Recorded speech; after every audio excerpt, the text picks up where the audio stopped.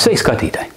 Veicot nekustamā īpašuma pirkumu, tāpat arī citus nekustamā īpašuma atsevināšanas darījumus, manuprāt, viens no ļoti būtiskiem aspektiem ir drošība.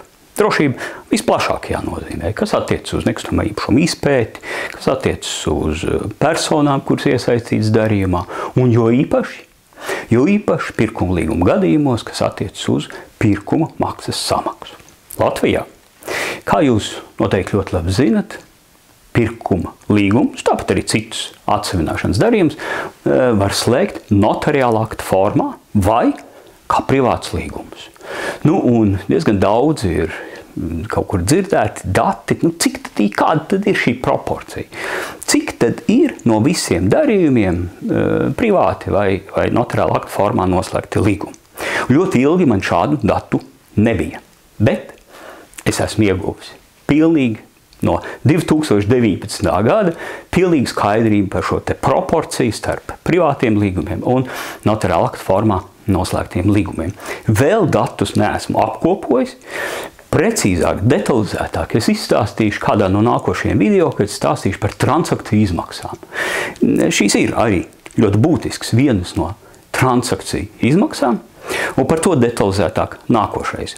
Bet šoreiz pateikšu tikai dažus, manuprāt, ļoti interesantus datus. Piemēram, 2023. gadā notariālā akta formā no pirkuma darījumiem kopumā Latvijā 18% ir notariāla akta formā.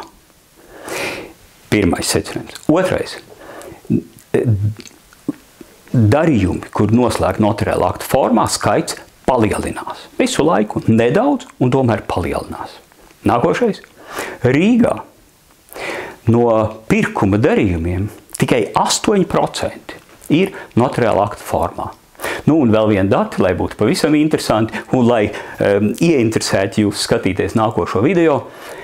Kurzemes tiesas rajonā dāvinājuma līgumi šogad 68% ir notariāla akta formā. Lūk, jūs redzat, kāda proporcija starp dažādiem darījumu veidiem, vienā gadījumā ļoti daudz privāti un citos notariāla akta formā. Par to visu detalizētākā jau solīju nākošajā video.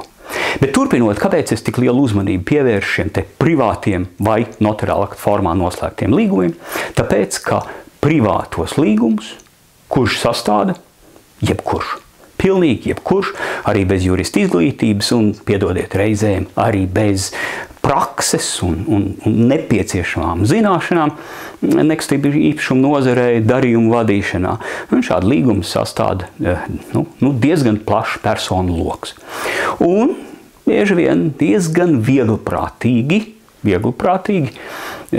atrunā, kā tiks samaksāt pirkuma maksa. Kā jau es uzsvēru, tieši pirkuma maksas samaksa, manuprāt, ir viens no galvenajiem drošības jautājumiem. Es domāju, arī jebkurai pusē, gan pircējiem, gan pārdevējiem, būs vēlme justies droši, ka pirkuma maksa tiks samaksāta un viss būs labi.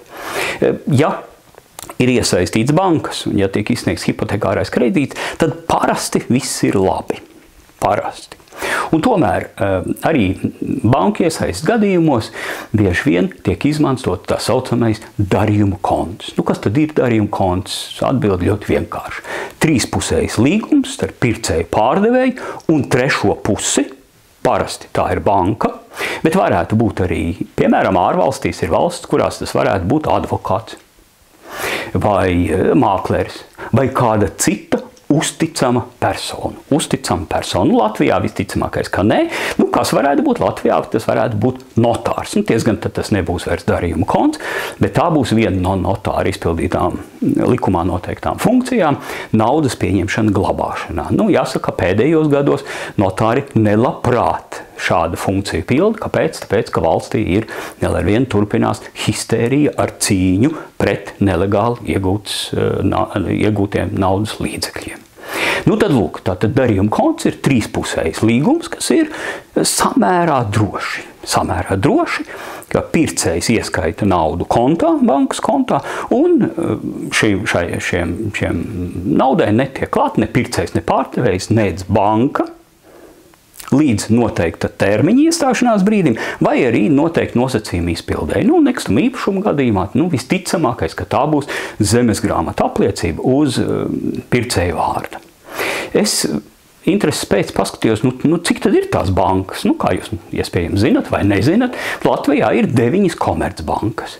Un izpētot mājaslapas, izpētot piedāvājumu attiecībā uz darījumu kontiem, jāsaka, ka viena banka šādu pakalpojumu nepiedāvāja, vismaz nevarēja atrast. Iespējams, ka sniedz šādu pakalpojumu, bet viegli atrast nebija.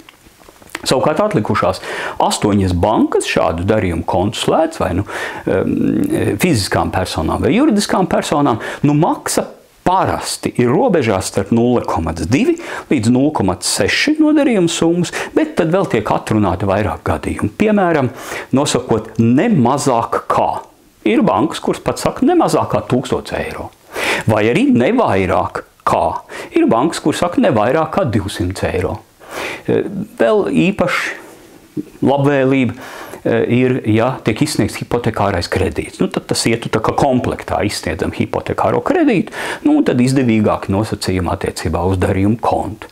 Tāpat arī jāpievērš uzmanība bankas parasti nosaka maksu, cik ir par līguma grozījumiem. Kad varētu būt līguma grozījumi? Visbiežāk tad, kad nepieciešams pagarināt termiņu. Varētu būt, ka pat tas maksā apmēram 200 eiro. Tātad, ja jūs slēdzat šādus līgumus, tad iesaku iepazīties. Iesaku iepazīties arī ar vairākām bankām, ja jums nav īpašas attiecības ar kādu vienu banku. Tad salīdzināt, kuras bankas piedāvājums ir izdevīgākais. Vēl bankas mēdz norādīt, ka saviem klientiem vai īpašos gadījumos vai par steidzamību ir kaut kāda, par steidzamību droši vien būs, tad šī maksa būs dārgāka. Tā kā, ja jūs vēlaties slēgt darījumu kontu, tad noteikti iepazīstaties, ja nav īpaši kāds kredīts, piemēram, netiek ņemts bankā ar vairāku banku piedāvājumu. Vai tas ir bez riska? Zināms risks pastāv. Ja jūs slēdzat šāds darījumu kontu līgumus, tad izvairaties no iespējas, ka negodprātīgs pircējs novilcina līdz pēdējam brīdim, līdz burtiski pēdējām dienām, un tikai tad iesniedz dokuments, kas sanāk, ka nauda jau aiziet atpakaļ pircējām, bet īpašuma tiesības vēl tiek nostiprinātas uz pircēju vārdu. Šāda iespēja ir. Iespēja pastāv, bet ļoti, ļoti reti. Tā kā tas ir samērā drošs norēķina veids, kas ir interesanti, piemēram, ka šādam norēķina veidam analogs ir Krievijā, kad pirkuma maksa tiek maksāta nevis ar pārskaitījumu, bet skaidrā naudā tiek ievietota bankas seifā.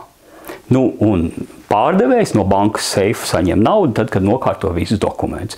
Es teiktu, tāds analogs ir šim te norēķina veidam darījumu kontam tikai skaidrā naudā. Latvijā, protams, kā jūs zināt, skaidrā naudā nekustamā īpašuma pirkumu nedrīkst veikt. Ar to arī vēlu jums visiem drošus darījumus un patiešām ļoti nopietni, īpaši tiem, kas vada darījumus ar nekustamo īpašumu, ļoti lielu uzmanību pievērst drošībai. Drošībai darījumos ar nekustamo īpašumu. Paldies, ka skatījāties. Visu labu! Tiekamies!